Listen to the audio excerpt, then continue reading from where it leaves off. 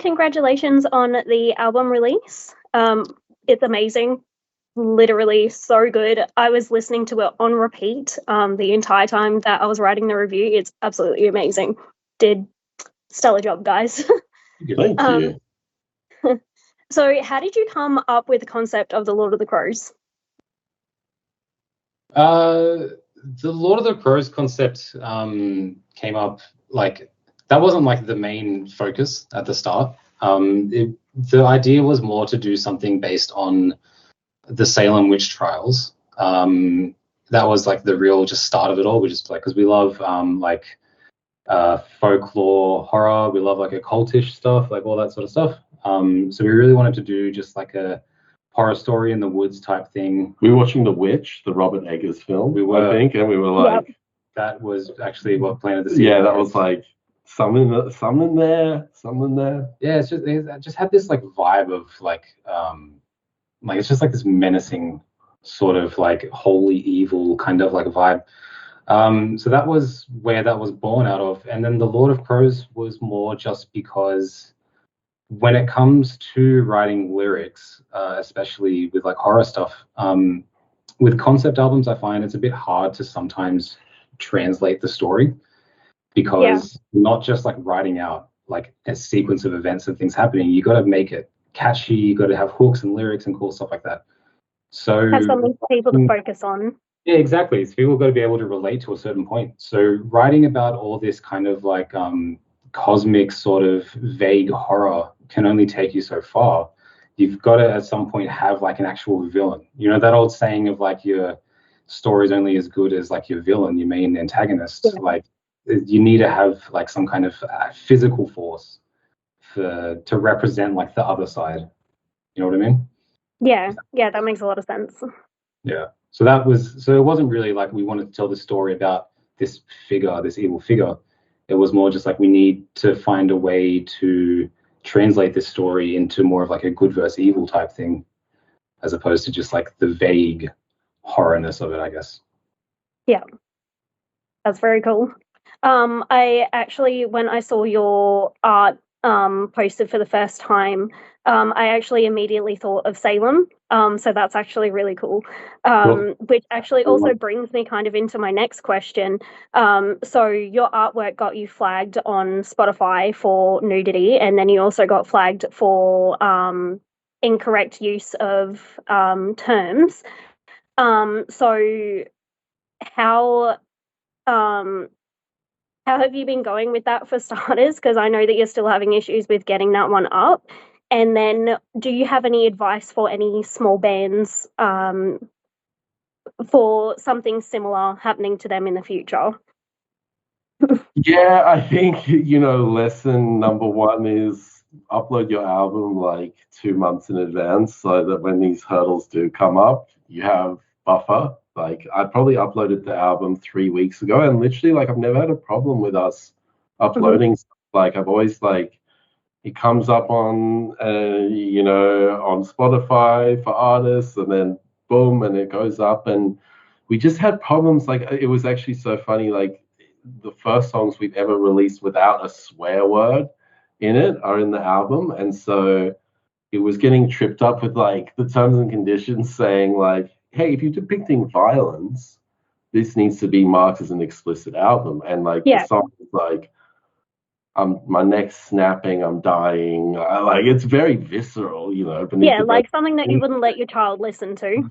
Yeah, and so it's like, okay, I actually got our good friend ChatGPT out, and I copied the terms and conditions in, and I put in our lyrics, and I said, hey, would you mark this as explicit? And they were like, yeah. And I was like, well, whatever ChatGPT does, that's what I do. It's 2025. ChatGPT says jump, I jump. But yeah, so I marked it, and then like they were saying, the album has nudity on it, and it was getting flagged, and there was a negotiation that had to happen there, and then they sent it to some distributor, so it's on Apple Music, but it's not on Spotify. So anyway, long story short, don't put naked girls on your front cover so it won't get flagged. And Yeah, upload the album as soon as possible. We do everything DIY, and we're like writing at this. We're writing at the. When you're seeing like I'm exporting a file and then it's getting uploaded to YouTube and stuff like that. So it's very DIY. Like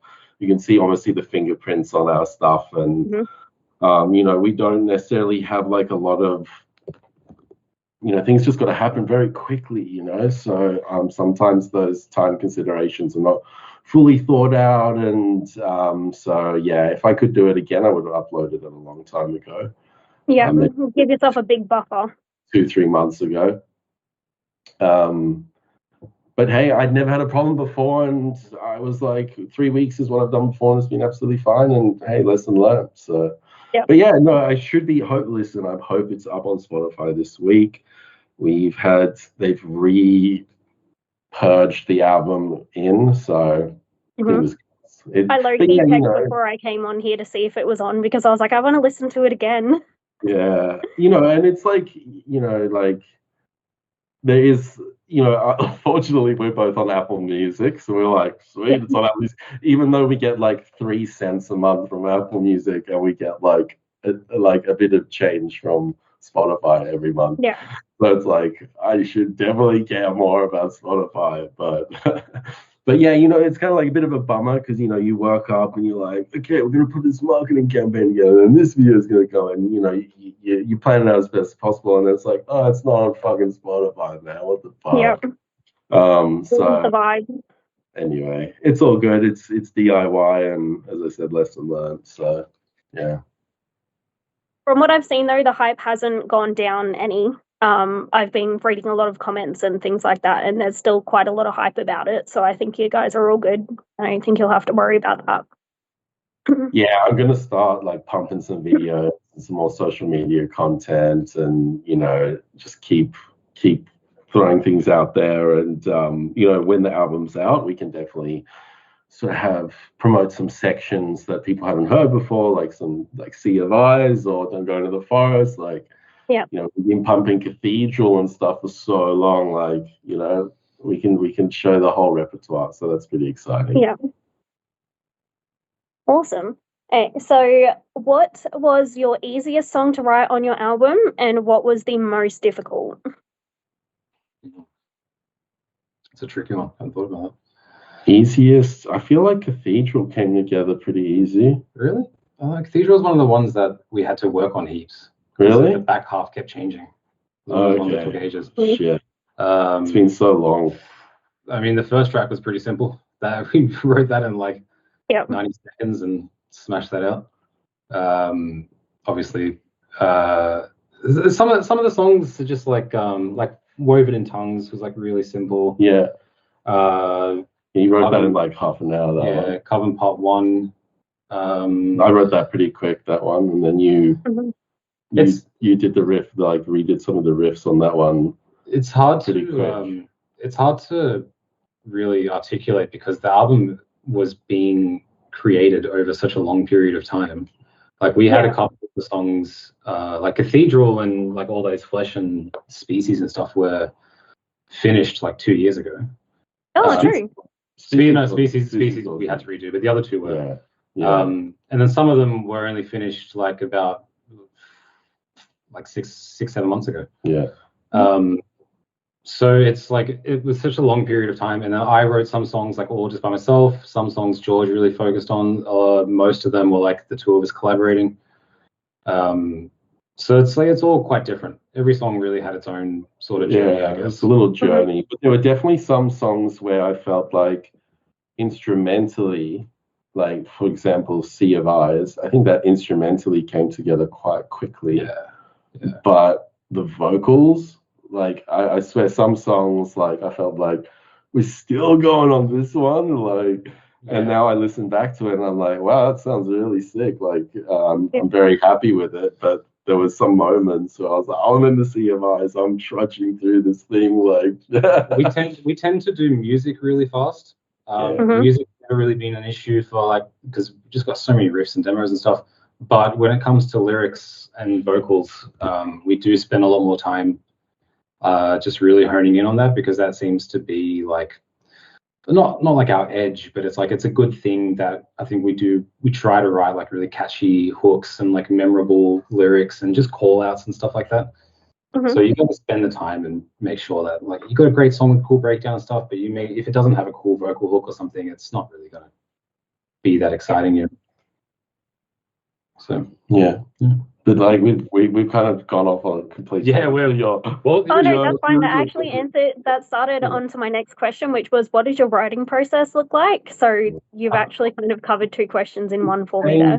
It's definitely It's changed a lot. Like when we first really started jamming, just me and Geordie, like what sort of 2016, yeah, 2017, yeah. 2015, like he would send me the diciest phone recording, like perched on a ledge, like at 45 degrees. I'd be in my pajamas just playing guitar in like my studio. Yeah, or something. we'll do this shitty little practice amp, and I'm like listening to this, and I'm like, dude, this sounds sick. It's like there's a song in this. Like, this is awesome, dude. And then he would come over, and then I would engineer and like program drums, and he would sit there and riff. And then literally since then, Geordie has just gone leaps and bounds as his own producer, engineer, and he can do all the demos himself now. And I'm like, what do I even do? Like I'm not. You're like, what am I here for?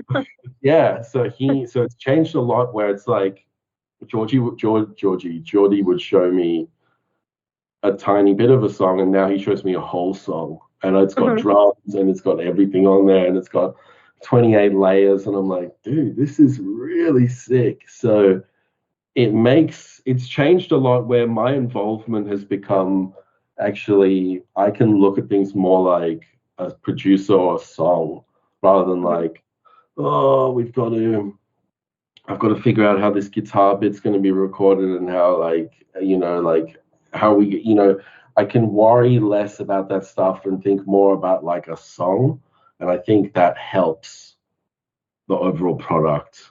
Yeah, takes a bit of the stress off. Tries to. And remain a bit more objective, because the more you start, the more time you spend on the song, the less objective you can be, and the more you're like, is this song even good? Yeah. Like, do we suck? Like that's, and you really start to lose perspective. So yeah, if you over listen to something too much, you lose the entire thing out of it. Yeah, I get that. So if he sends a song and it's like, okay, maybe we changed these three things, but overall it's like not a complete overhaul or piecing it all together. We're sitting on like 40, how many demos? 40, 50 demos? Something like that, yeah. There's so much material we could be getting out, and it's literally just like, we've got to just keep the ball running, because, we've got so much there, and I want to get as much out as possible. Yeah, that's amazing. I can't wait to hear it. We've been working on some stuff as well. We're getting back into it now. Yeah. Yeah. Awesome. Okay, so that also kind of takes me into my next question as well. So I remember on your live the other day for release day, you were saying how you were using a sample for Don't Go Into the Forest with that terrifying wail. It literally gave me goosebumps the whole time I was listening to it. I think I listened to it about 5 times while doing the review, so it just kept like shivers. It's amazing though. But how does your process of going through samples and finding the correct one, and then I'm pretty sure that you said that you altered it from the sample. How do you start that whole process and then work it into your song? That was a problem. That sample plagued us for a while. Yeah. That's an example of, actually, just going back to your previous question, of like the music and the lyrics came together really quick, but this sample, like, it took so long to figure out. So like different parts of different songs have different challenges. But this one, we like had this initial one that I did. I ripped like a monster sound. Well, because I did the Candyman thing originally. What was it? So there's okay. I was only recently introduced to Candyman, the 1991 horror classic, which I had never seen before, and I watched it for the first time a couple of years ago. And there's a bit where the psychiatrist or whatever just gets like fucking gutted by the Candyman. And when I was listening to it at home, I was just like sitting there with my Pepsi in my hand, whatever, and I was like listening to this guy die, and I was like, it sounds like real. Like I could really do something with this. I watch a lot of horror. I see a lot of people like get torn to pieces, but there's something about this guy's like scream. It's a visceral soundbite, hey. And and then when this breakdown came up, I was like, this is the perfect place to put it in. Is that still in there? I think it's tucked in there. Yeah, it's still tucked in there. It was really at the forefront, and then there was like a bear attack over the top of it that we just kind of put on, and we were just like, this is just not.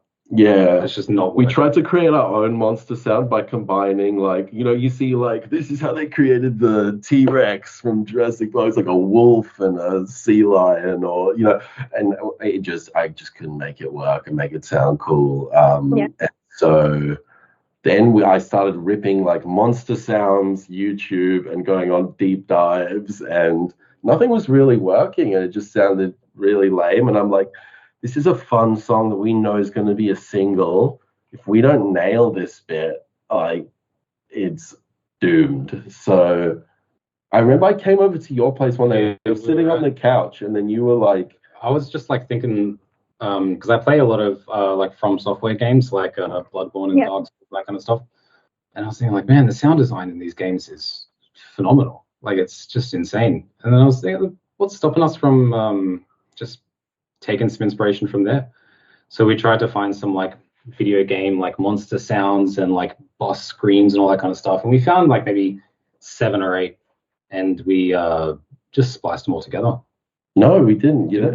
I think there was no, wait, maybe we did, but there was a particular sound. You were like, there was a particular boss on Bloodborne or something that you're like, this guy's called, and that was the main like, that one. That was the one when I was like, okay. And then we added a lot of layers. So we like pitched it down. Yeah. We added like a lot of phasing and other weird things to make it sound different. So I didn't want to get hit for copyright as well. So then we added like some reverb, some delay, some like phaser, that kind of stuff, and maybe some distortion as well, and just trying to make it our own thing. And then when that was in, we were like, okay, we finally nailed it. Yeah, that you did. It's absolutely terrifying, but it's such a piece of art at the same time. The first time I heard it, I don't know if you know of them, but there's a band called Heilung. They do kind of like pagan music. They have a female singer. Her name is Maria, and she does a very similar wailing to that, and it sounded exactly the same, and it just gives me chills every single time. So when I heard that, I was like, oh my god, there's another thing that's similar to her. But yeah, it hits you so hard. Sick. Yeah. No, we definitely can't do that sound. Nah. But we should learn. Yeah. Yeah, I can. You're more vocalist, yeah.